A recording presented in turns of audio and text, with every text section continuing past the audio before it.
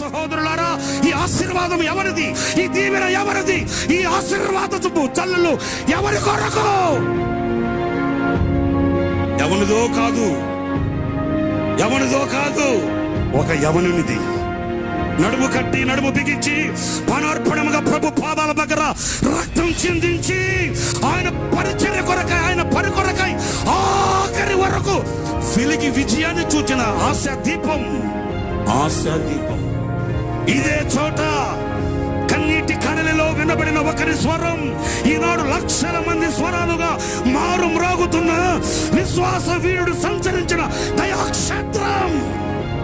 దీనికి కారణం ఆ ఒక్కని నోట పలికబడిన ఆ శ్రేష్టమైన కీర్తన, ఆ ఒక్కని స్వరం.